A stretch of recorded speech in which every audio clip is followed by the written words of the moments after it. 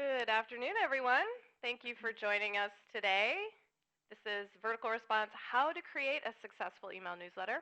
I'm Jill Bastian, and joining me today is Kim Stiglitz, and we're going to take you through some great tips on setting up successful newsletters. Just a couple things before we get started. First of all, this webinar is about an hour long, and we have lots of slides and examples to show you. And then at the end, we will be happy to take any questions that you have. So if you think of something along the way, if you look in your GoToWebinar window, there's a little box you can type questions into, and we'll be more than happy to answer whatever questions you have at the end of the webinar. One of the questions we get a lot, almost every time, even though I say this every time, is this being recorded? And the answer is yes, we do have a recorded version for you. So when the webinar is over, you'll be able to go and check that out a little bit later this afternoon on our help site. If you go to help.verticalresponse.com and click on webinars, you can see the recorded version there in case you missed something along the way. You'll also get a follow-up email after tomorrow, actually, after the webinar, with some more links and information on your Vertical Response account. So with that, I'm going to get started. Hi, everybody. This is Kim. We're going to kind of go back and forth and volley slides so you don't get too bored with one of our voices or the other, and we'll chime in wherever we feel appropriate. And I wanted to kind of just address maybe the misnomer of what this is entitled. And we do talk a lot about email newsletters in this webinar, but any skills and any kind of tips and tactics that we're giving you can also be applied to your email in general. If you're just sending out an email, it's not necessarily a newsletter. A lot of these tips and tactics can be used for that as well, so you don't have to only be in newsletter mode. So it'll give you a little bit more broad information as well. So we're going to talk about why should you even have a newsletter? Why should you even be sending email? We'll talk about keys to having a successful one when you do, design tips to really make it stand out in the inbox, and then what you can learn from your newsletter. And of course, we'll have time for Q&A. So why have a newsletter? Well, you're in the email marketing and you're doing marketing not because you just want to sell product, not because you just want to blast out things, but because newsletters and email build relationships, and that is really the key of any of your marketing is, to build relationships with your customers. People buy from people. They don't buy from companies. So anytime you can build that relationship and make it more personal, you will get better loyalty, you'll get better engagement. Having a newsletter and email will give you an excuse to talk about your company and tell people what's new, what kind of news is happening, who have you hired, what's going on. There's really always something to talk about, and you don't have to look any further than what's going on every day in your company.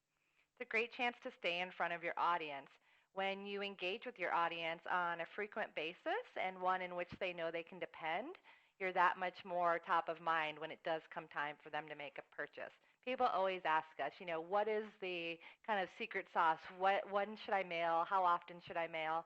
And, our definitive answer is it depends. But what you should do is mail with some frequency, and that's about establishing that with your audience. So if you say, sign up for our newsletter mailing list, you'll hear from us twice a month, then that's what you've promised them, and that's what you should deliver. Our baseline is usually to say mail at least once a month, because if you're only mailing once a quarter or once a year, really that whole top of mind thing doesn't come into play anymore, and they might forget, that they are even signed up with you. So about once a month is a good rule of thumb, but for some companies it could be once a week. It really just depends on what you've established with your audience, and you can test that as well. And we talked about that in the webinar this morning, if anyone was on that. Yes, that was a well-attended one.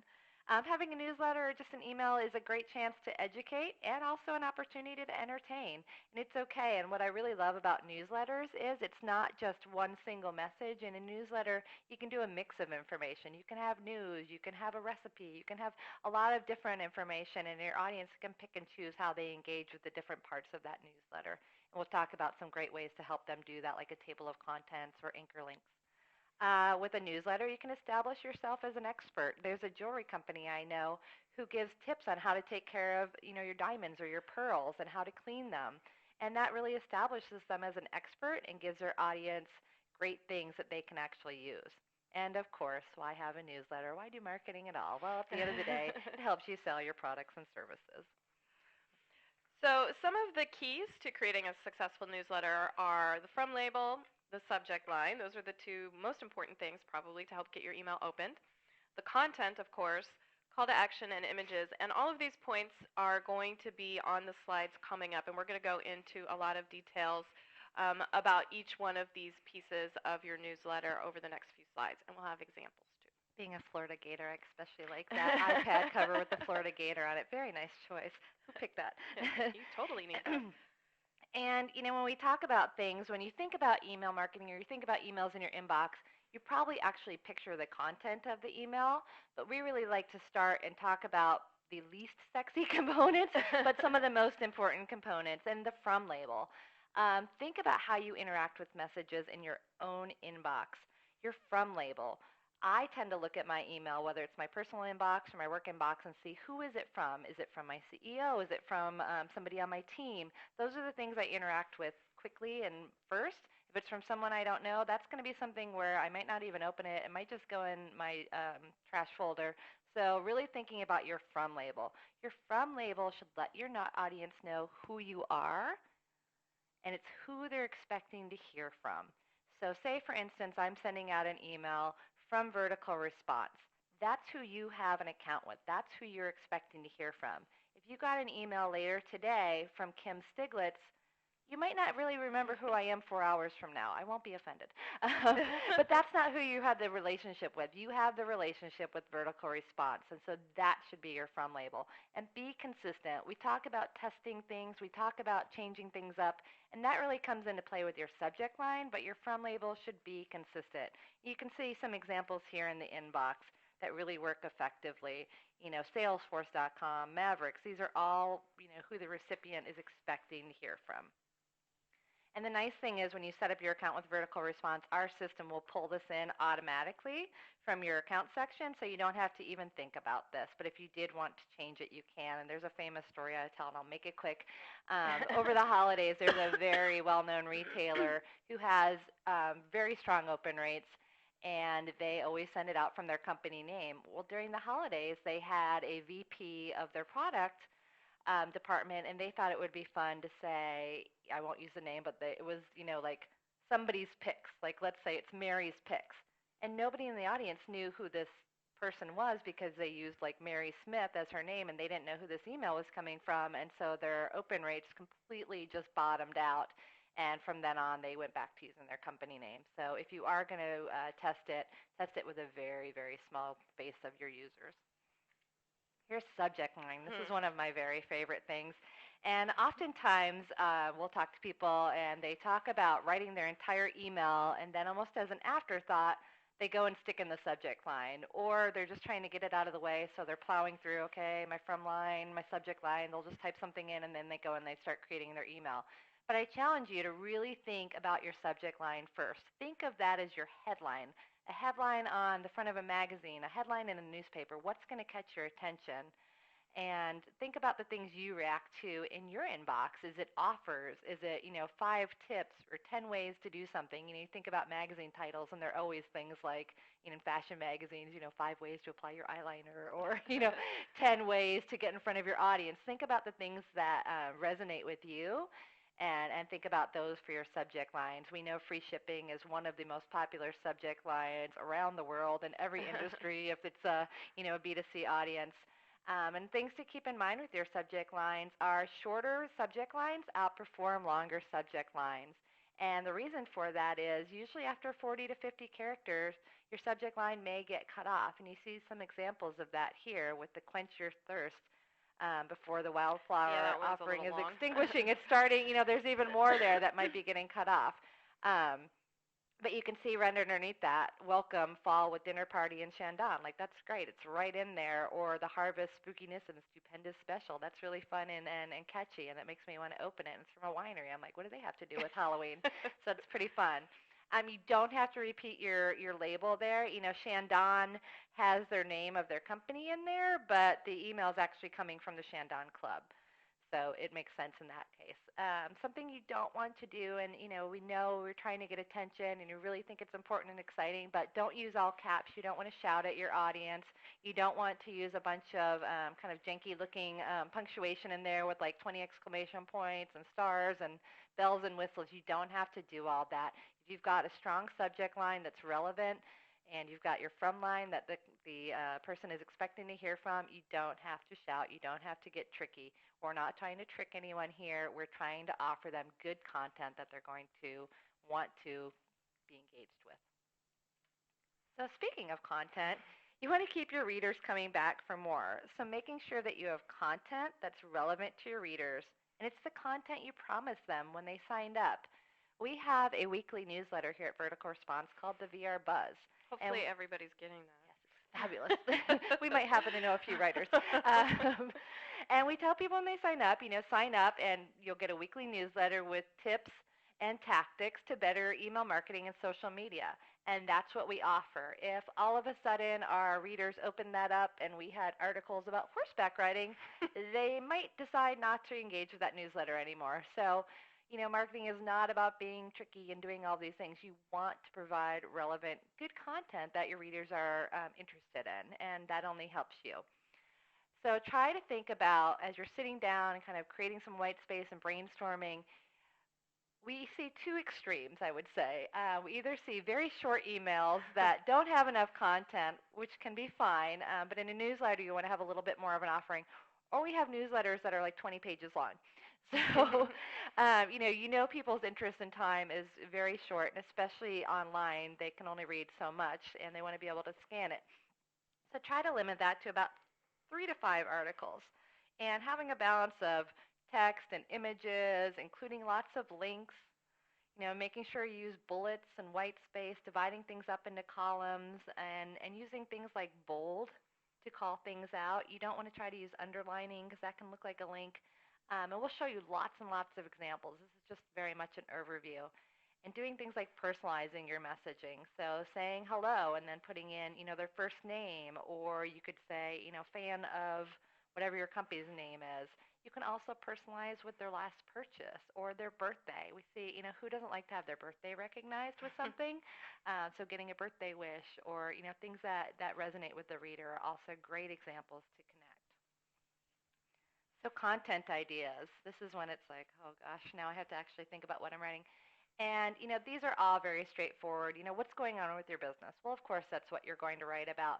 But think about it from different perspectives, too. We've seen really great emails from our wineries where they have a wine dog. And it's, the owner's dog. And, they do it in the perspective of the wine dog. And so coming at things from a different kind of unique angle or position can be really fun. But sitting down and thinking about what new products do you have coming in, what kind of holidays are coming up that you might not even think about. I found out last week it was like National Grilled Cheese Day. And there's all kinds of these like random food holidays and different things that can really kind of make you stand out in the inbox because it makes people stop and go, wow, I didn't know that. If it's appropriate to your business, that can be a really nice way to position and stand out in the inbox. One of my favorite holidays, favorite stories for a holiday, was an email I got from the NFL shop actually about this time last year. And it was the holiday of the NFL draft, which, okay, is not actually a holiday, but if you follow football, it is kind of an exciting day when you get to see some of the new players come into your team. And so, April, not a big football month, so the NFL shop was trying to come up with an idea for sending out emails to the people on their list. And it was great. They set it up just like it was the draft. They had, when you opened it up, it said, you're on the clock, and then they gave you 3 choices for a sale. You could get a certain % off, you could get free shipping, or you could get like $20 off of a $100 purchase. So it was just like you, the reader of the email, was getting the same opportunity to choose something just like on the NFL draft. And it's obviously not a holiday, and not everybody's company falls into the standard holidays. Maybe you have a plumbing business, and Valentine's Day isn't really a holiday for you, but that doesn't mean that there aren't other days during the year that you can come up with your own kind of a holiday that will work and that will, as Kim said, have your email stand out in the inbox because there isn't going to be anyone else sending an email on that particular day. I would even challenge, if you are a plumber and it's Valentine's Day, maybe spin it like, hey, love your pipes, or, like, show your plumbing some love, I mean, it could be, you could really take those things and have some fun with it. And people, it's okay to, like, have a sense of humor and to let your personality show through in these things. That's how relationships are in real life. Like, you remember those people, you engage with those people who kind of shine through. And that's really great to do in your marketing as well. And I know, Jill, actually, the draft is really a holiday for you since you're a Denver Broncos fan. This year especially it will be. But Yeah. getting back to marketing, there's also a great opportunity now with social media. You know, 500 million people are on Facebook, almost 200 million people are on Twitter.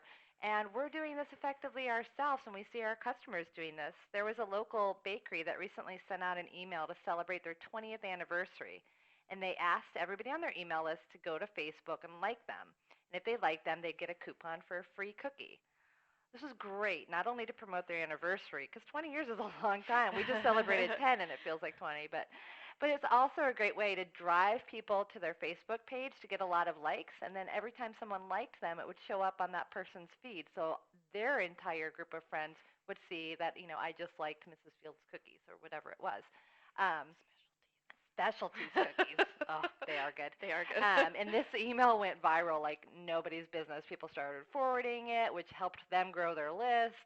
And, who doesn't like a cookie? So we're doing something similar to this where if you, where a certain set of our population likes us, they can get a code to get a percentage off their email credits, which is really great for our business. So think about how you can do that. And there's a lot of free services which allow you to do this now with social media, like OfferPop, like North Social. There's lots and lots of those. So really thinking about how you can engage in social media as well. And then questions and surveys are fabulous to include within your newsletter or in your email marketing. So, engaging with your audience, asking them questions, putting a survey in. We have an olive oil company who does this and asks questions about, what do people like to, dip in their olive oil? What are their favorite flavors? And then they can also segment their list based on people's answers to these surveys and send them targeted marketing like that. So, some other good things. Amber, who works on our marketing team, brought it to our attention that there's a lot of businesses doing cause marketing. And using their regular newsletters, they include links to donate to things like the Red Cross and other organizations, like a lot of people have seen causes around helping the efforts in Japan. So these are good things. They're feel good. They're not all about sell, sell, sell, buy, buy, buy. So it feels good. You're already communicating with your audience. So it's nice to have a little bit of a benefit in there as well. Of course, for content, you can always do special offers like free shipping, like a percentage off, like exclusive content. It doesn't always have to be a monetary thing. Using your employees' smiling faces, or even a customer. We have a lot of customers' testimonials, as I mentioned before, that we put in there. If you can actually see somebody with the product, that's very effective. And again, people buy from people and want to see that there's actually, a connection here. It's not just a company trying to sell something. Tips or ideas from your customers can be very effective. So how is someone actually putting this to use? Do a case study. Case study sounds so like, ooh, professional, scary. But really talking about, how someone uses product and what benefit did they get from that. Another great thing is awards you've won. It's okay to toot your own horn. It gains credibility and really lets people have a higher level of trust in you. And then you don't always have to think of all your content yourself. It's okay to link to related articles from other places, and we'll show you some examples of this as well. But you don't have to create everything. Oftentimes in our own newsletters, we just included an article from Marketing Sherpa, who's another marketing expert in our field, and we're very happy to drive traffic to their website and vice versa. And if it's great content that we think our audience would benefit from, we don't have to create it, but of course we want to give credit from where it came from. You never want to take someone else's content and say it's yours. So here's a nice example. This is a holiday, though not an actual holiday. It's more of a thank you, and it's Teacher Appreciation Week. So if you're a teacher, you probably think this really is a holiday. And as a parent, I very much appreciate my kids' teachers. So it's really nice. It has just a very clean image. It's got the thank you. It's very quick and easy to scan. And it's a nonprofit, and they help parents of children with disabilities. They aren't teachers, but for Teacher Appreciation Week, they came up with a nice way to honor the teachers with a certificate from their students' parents. So it's a bit outside what they normally do, but it's keeping it top of mind for their clients, and they're bringing recognition to others. So it's very feel good. The one thing I would probably change on this is a stronger call to action. and maybe using a button, not just the link there. We'll talk a little bit more about specifics too.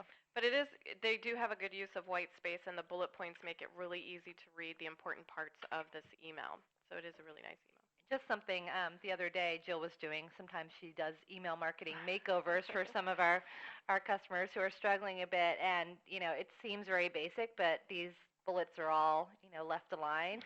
We had someone who had centered their bullets, and it was very jumbled and very difficult to read. So just thinking about even just something as simple as alignment of your bullets to make it very clean and easy to scan and read. So this email is showing a navigation bar at the top of the email, and this can be referred to as a table of contents. We use this as well. We have, I wouldn't say a lengthy newsletter, but we have a newsletter with a lot of contents. And this table of contents really allows your readers to see everything that's included in the issue. They can quickly scan it. What's even better about it is it's anchor linked. So they can quickly click on one of these links, and it'll jump right down to the content that they want to get to. There's no scrolling. You don't even have to push the mouse, but they can quickly get to what they need and want effectively, and it's very easy to do an anchor link right within your vertical response account. I also like the intermission that they have in the email where they have all of their social media icons, so you can easily find them on whatever social media platform you like to use. That was a really cute idea that they did it as an intermission. And this is just kind of is a lot of perfect things that we've talked about. They've got the dear friend, so they don't necessarily have the first name, but they've got a conservation tip in there. They've got the follow us icons. They've even got an offset now, which is great for reducing your carbon footprint. And it's a nice little call to action button. It's kind of tiny, but they're doing a lot of things well here. Okay, we talked about pictures, smiling, happy faces. So customer photos are a great way to keep your audience engaged, especially if they attended this event, they attended this show. They would want to go in and say, oh, look, you follow it up, thanks for attending our show, and you can see, oh, yeah, there's that guy I talked to, or there's the artist, so you really have a connection, and it's really driving people back. You could have this little montage of photos and then have more pictures and things hosted on your website so you could drive traffic to your site from this as well. This is a great one. You talk about football, I'm going to talk about some products. Kiehl's does a very effective job at, and some of these are our customers, some of them are not, but we really just like to share the love and show people who are doing things really effectively. And this is showing testimonials, and they're also encouraging people to write their own review because, again, this is showing a customer actually using your product and having the benefits and touting that. And they do this very well. So if you write a review here on Kiehl's, you can get free products on orders of $35 or more. So that's really fun, and they show it with heart. So again, it's like, I love this product. And, it's very clean, but they've got the talk bubbles. So it just doesn't look like a boring, like, blah, blah, blah, I love your product. They made it really fun and playful, too, which is very consistent with their brand and their approach. Okay, the fish wrapper. Love the name of this. It's very fun. So this shows that you don't have to have all the content in your email or your newsletter be from your own company. We've highlighted in red here in this circle that you can find other articles that relate to your business, your product, or your company. And the circled section is they're sharing an article from the Harvard Business Review, which really goes back to, they're a consulting company, and so this is, a credible source that they found would be relevant to share with their audience. They also have some videos on there as well, which is kind of fun. On the right-hand side, they have a series of videos, and they have links where people can go watch those. So that's a great way to help people stay engaged with what's going on with your company as well. And something we would, something I would test in this newsletter, if I were going to maybe do a little makeover to it, is you can see what I think they're doing very effectively is they're showing the title of the article. They show a little clip of it, and this is exactly what we do in our own newsletter, and then we have a link to read more. And I would do a split test of this, and I would do those text links of read more, and then I'd maybe do a call to action button, read more, and see which performs better. And then if you want to get really fun and your call to action buttons do well, then you can test colors and really have some fun with it. So I think Jill's going to talk for a little while. I am. You can have a drink. So this is an example of an email that has a couple of the things that we've been talking about already. The subject line of the email was this top article, Welcome Fall with the Dinner Party. So they make sure that the important content is at the top of the email so the recipients can get to it easily. They also have some cause marketing. So if you look in the column on the right-hand side, they have donations that they're going to be making if people buy their pink champagne. So that's great that they can tie that into a cause. There's also, not that you can see all of this in here, there's also some links to recipes to go with their wine as well. So again, it isn't something necessarily about them, but they can tie their product into what you might want to eat when you're drinking this wine, a cause that you might want to help promote. So it does bring in a lot of the things, and it's also really easy to read. And this went out in October, which is Breast Cancer Awareness Month, which Yeah. is why they have that tie-in, and they've got Yeah. the whole fall thing going on. So it's really nicely drawn together. This is one of my favorite examples in here is the Jordan Winery. They do a lot of things right with their emails. First of all, they're doing personalization. You'll notice that up at the very top. The other thing that they're doing with using merge fields so that would be anything in your mailing list, you can actually merge into your email. So if you look in the column on the left-hand side, they're merging in loyalty points. So that's kind of a fun thing for the people who buy their wine. And a lot of companies can do this. It doesn't just have to be that you're selling coffee or sandwiches or wine. If people purchase a certain amount of your product or services, then they can get something back. And that's what they're merging in here is how many loyalty points they have. That's great for content for their newsletter. It's also broken up so nicely. It makes it so easy to read. Everything is in a little section. And again, my screenshot doesn't show it, but they also have a video in all of their emails. Sometimes it's about picking the grapes. Sometimes it's about something going on at the winery or in the fields. It's a really fun thing for the people who are on this list to be able to see something going on at the winery. It's not just about selling wine. It's also a lot of other information that they can provide. And something really we talk about and when we're writing our own emails internally is really thinking about the intention. What do you want your reader to do with this message? Why are you sending this message to begin with? And obviously in this one, Jordan is presenting some of their newest wines. I think what's so effective about having those loyalty points right there in the left corner, that's some of the best real estate in a website and an email anywhere is that upper left corner. And so automatically, as soon as you open it, you look there and you're seeing your loyalty points. So you're thinking to myself, I've got this credit, I've got this bank of money, and then they're presenting their newest wine. So you're already in a buying frame of mind. And then they're showing you could get these wines for this or X number of points. So it's almost like a no-brainer. Like, of course I'm going to convert. So that's really done effectively. And Jill, you've mentioned video a couple of times. Can you just share with them really quickly? Because a lot of people, how do you put a video in your email? You don't put a video in your email. That's actually the answer. And some of you might have seen that already. The problem is that most email programs can't handle the files for videos. It isn't that Vertical Response won't let you do that because we're pretty okay with that. But email clients, it's either too big or they can't just read the code. So the videos won't work in an email program. But what you can do instead is put your video on someplace where it's being hosted, like YouTube or wherever you want to host your videos. Take a screenshot of it, preferably with the little play button so that people can see it's a video. Put that in your email just like you would for any image, and then link it to where that video is at, just like you would link for any image in your email. And then people will be able to see that it's a video, click on it, and they can go watch your video. Cool. Thanks. I know we always get that question, so I thought I'd seed it. This is another one of my favorite examples. I guess I have a lot of favorite examples. They're all wine related. I know. I don't know why that is. We drink a lot of wine around here. What can I say? This is so fun. This is a wine shop, and what they did is created their own kind of holiday, Girl Scout Cookie Time, which is sort of a holiday for a lot of us, I think. And they paired wines with their favorite Girl Scout cookies. That's definitely going to be tying something in with their recipients. Who doesn't eat Girl Scout cookies? I mean, pretty much everybody eats them.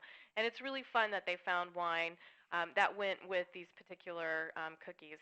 So that's a really fun way to bring something interesting into the email. They also have, in the top right-hand corner, they have a survey. So they're just basically asking their recipients a question. It's a poll, basically, I guess, not a survey. But you can set up a survey as well.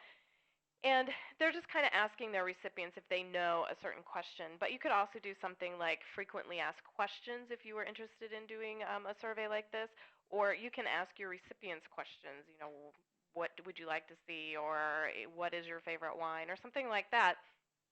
to get them to actually engage in your newsletter. And we do have a survey tool. I'm not saying you have to use that, but it is kind of a fun thing to add in your email, again, to help your recipients to be a little more engaged in what's going on in your email. It could be really fun in this to really up the engagement level too, is to ask people what their favorite kind of Girl Scout cookies is, and then do a drawing and send them a case of the Girl Scout Oh my cookies with a bottle of wine or something. Like, how fun would that be? Like, what kind of response rate would they have gotten to that, and tie that into the subject line somehow? Yeah, that would have been fun.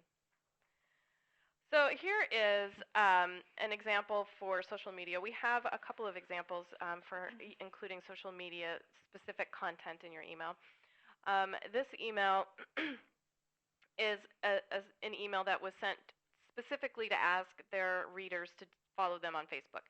There was nothing else in this email. It was only about following them on Facebook. They have a big button there for people to click on to make it really easy to go find them on Facebook. And then they have bullets with points on what people are going to get by following them on Facebook that they're not already getting from the email. And the great thing about Facebook is that it can be kind of a forum. You can post questions there, and the people following you can answer and interact with each other. And that's one of the bullets on here. It's a great way for your customers to interact with each other and for you to interact with your customers as well. So this is a really nice example of social media in your email, and it has a really cute little owl graphic in there. We call those, telling people what you're going to get. We call it the WIFM, what's in it for me. Always tell your readers what are they going to get by doing what you're asking them to do, by buying, by liking, by following you. What's in it for them, and making sure that that resonates because they want to get some kind of value out of doing this. And this one, my screenshot has a weird thing in there, but this one is also an example that has more social media in here, and it says in the very top graphic, we are planting a tree for every new Facebook fan, and then they have a button for their recipients to click Become a Fan. So this email was sent out for Earth Day and to help generate new fans for their Facebook page, and then they also have some of their products just along the bottom of the email there, and then they also have like us on Facebook and follow us on Twitter. So the content was mostly about Earth Day and about following them on Facebook, and then they have a little bit about their products in there. I really love the way they position this because they're a paper company, right? They do paper invites, they do paper announcements, they do, all kinds of paper things. So to really kind of offset that is they're talking about planting trees now. And, I'm a customer of Paper Culture. I love their product. And I got this email, and I didn't even realize that they mail through Vertical Response. So first I was like, oh, that's great. They're a customer. And then I saw that they were doing this, so I instantly went through and became a fan. And it just felt good. I was like, just by clicking that simple like of a company I already engaged with and I was able to think I'm donating a tree, which is kind of cool. So we've mentioned this a couple times in the webinar today, but we're going to go over this a little bit more. Call to action. So call to action is what you're trying to get your recipient to do. Generally, you're trying to get them to click a link and go to your website and make a purchase, or you're trying to get them to click a link and make a donation if you're a nonprofit maybe, or go and sign up for a webinar, an event, or download a white paper. Whatever it is you're trying to get them to do, that's your call to action. You want to make sure it's clear so that your recipients know what it is that you want them to do. Do you want them to click a button? Tell them. Click here, go make a purchase, or whatever it is. You don't want to have a lot of call to actions in your email because your recipients might get confused and forget what it is that you're trying to get them to do. So you don't want to put too many of them in there. Just make sure it's very clear. Also, if you're asking them to click on a link, make sure you're sending them where they're expecting to go. So if they're clicking a link to purchase a specific product, send them to that product page. Don't send them to your website and then make them try to find it. That will be frustrating. You want your call to actions to stand out. And one of the things Kim mentioned earlier and some of the examples we had, call to action buttons. Those really help to get your call to action to stand out, not just a link that says click here for more information. A button is sometimes a better way to get your recipients to do what you want them to do. Again, it's something you can test. Your recipients might hate buttons, but generally speaking, people like clicking on buttons. You could also add a time element to help get people to do what you want them to do, to get them to click on that link to go take the action. Tell them that there's a certain amount of time left, 4 days left, only 2 hours left before this expires, sale ends soon. Any of these type of things can help get your recipients to go and do what you want them to go do. With sense of urgency around it, Yeah. feeling like, oh, I better do this, or it's it's going to be gone. So here's an example. This email has some call to action buttons, and they're the kind of greenish brown color in the middle of the email where it says explore our exclusive selection of gourmet coffee. That's a call to action button. And then they have click here to learn more at the bottom of each of their products. Those are all their call to action buttons. So it's really clear. Click here to learn more about this coffee. Click here to learn more about this coffee. Click here to find out more about our company in general. It's really great, and I really like that they have a clear option of what people are supposed to be doing. The only thing that I would change in this particular email is the background color. Black is really hard to read, especially black with white text on it is really hard to read on a monitor, and people's eyes will get tired and they'll stop reading the email. So I would actually, even though their company name is Black Star, I would probably switch this so that it had a white background with black text, just so that the readers could spend a little more time on this email and take the action that they want them to take. And those call to action buttons could probably have a different color, maybe just Yeah, to they can stand out pop out a a little bit. tiny bit more. It feels very soothing and very like it's sort of cafe au lait colored, but like Yeah. they might get a little more punch if they punched it up. You don't want it to be glaring, but something complimentary. And then here is an example, again, of a call to action button. There's actually two. So if you look in here, right near the bottom, you can see the red button that says Vote for Hand in Hand, and just above it is a link as well. So they're giving their readers the opportunity to either click on a link or click on a button and go do whatever it is that they want them to do. They want them to go vote. It's really clear. Come and vote for us, and it's really easy for the recipient to know exactly what they're supposed to do with this email. So images.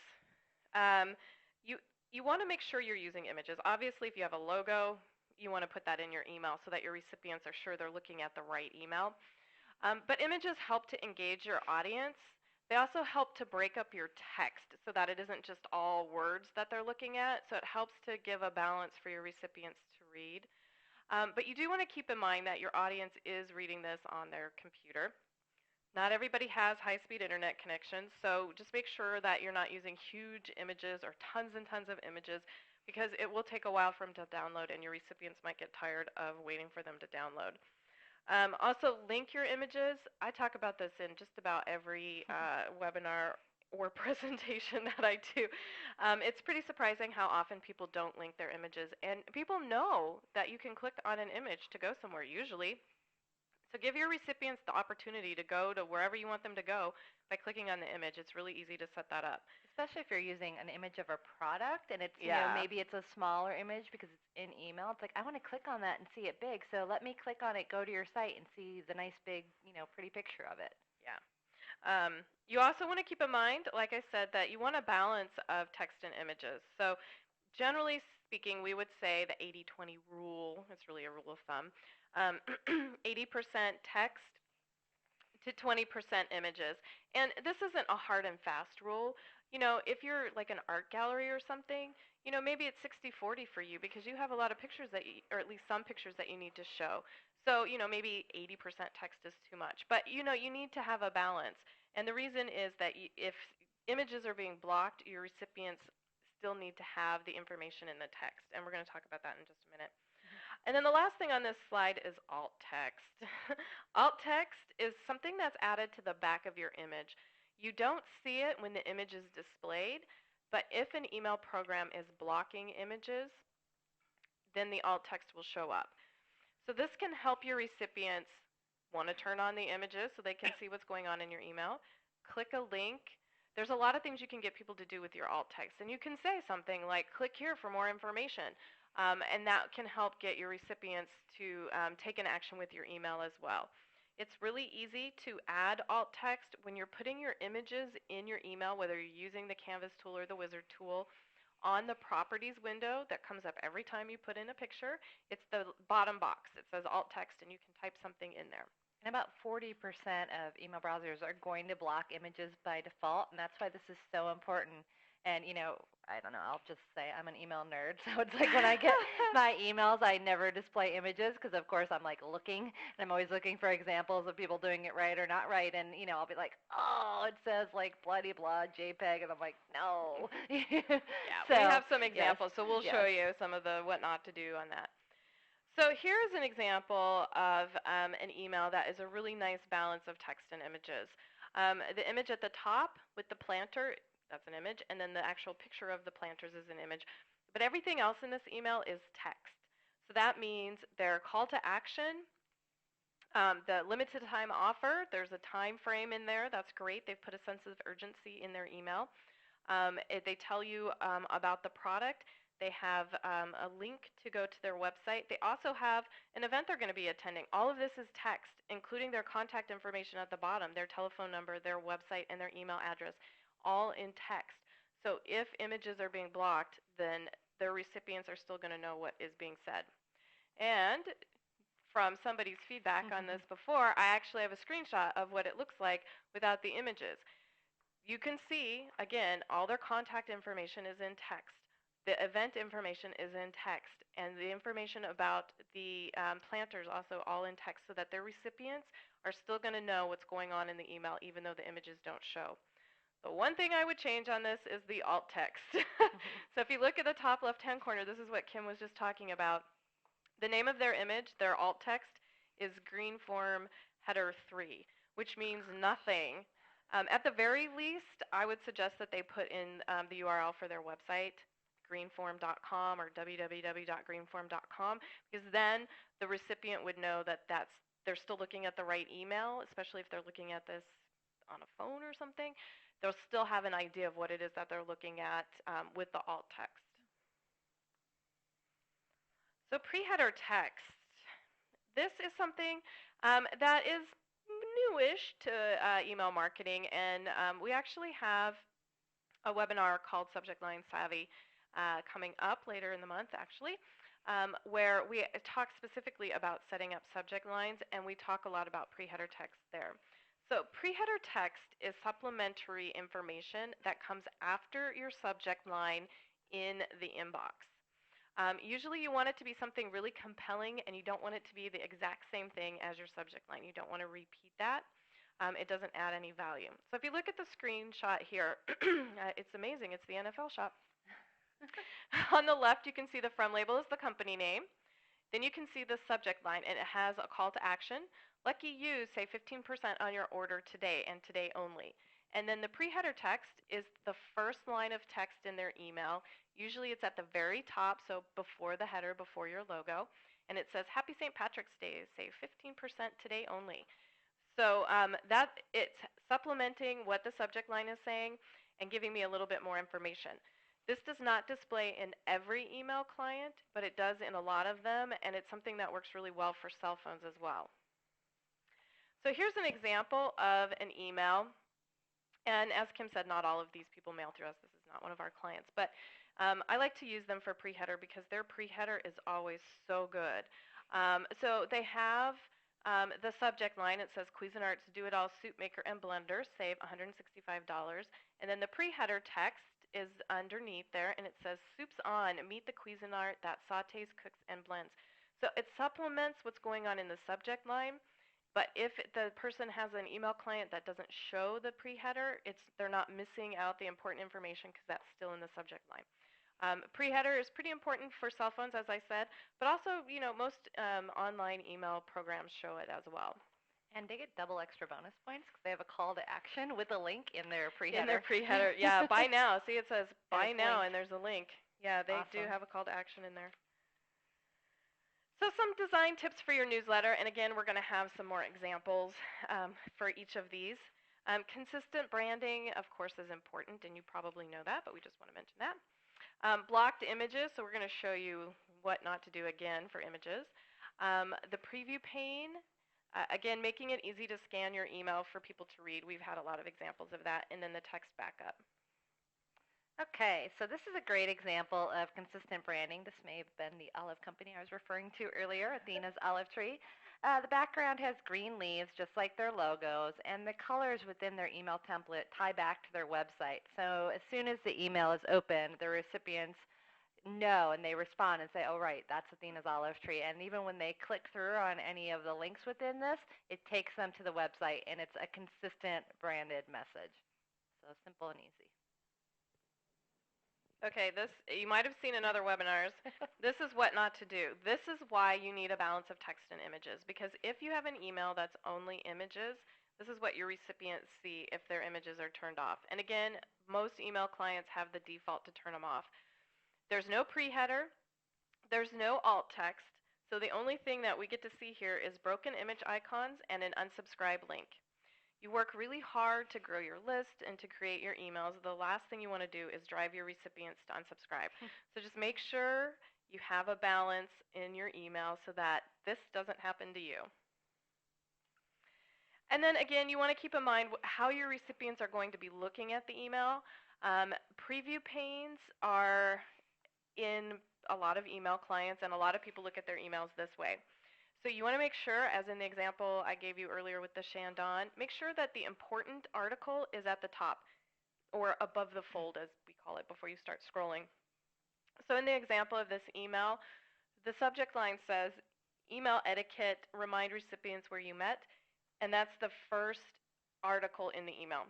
And then also including a table of contents for this above the fold makes it easy for your recipients to see what other articles are in the email, and they can easily jump down to read those if they're interested in seeing specific information in your email.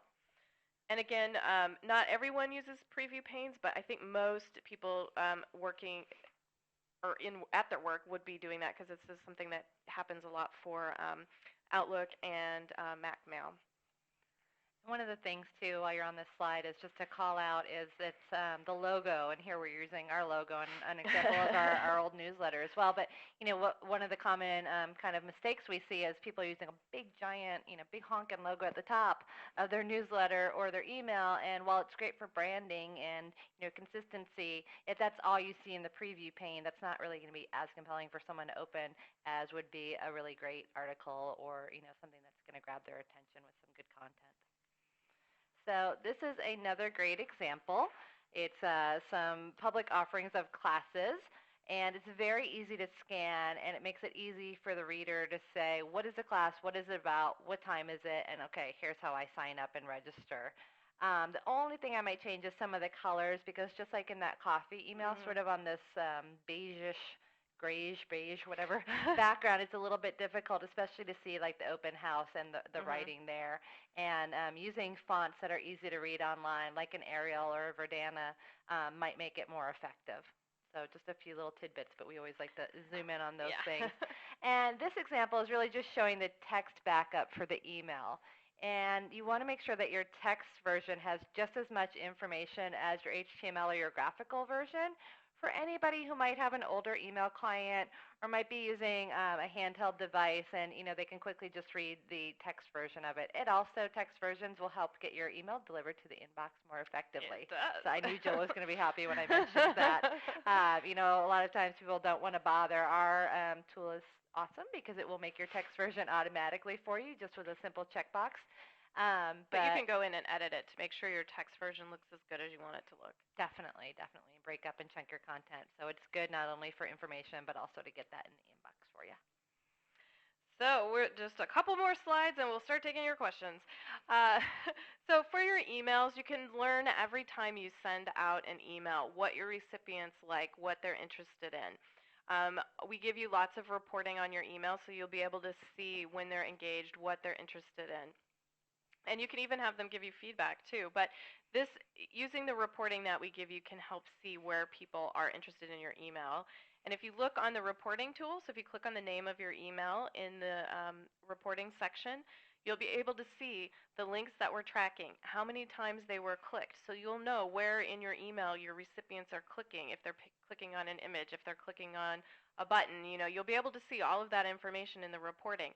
You can see your open rates and see where people are more engaged, and you can even download when people are opening your email and taking actions with your email, so you can see what's important to them and what time of day even is more important for them to be able to read their emails.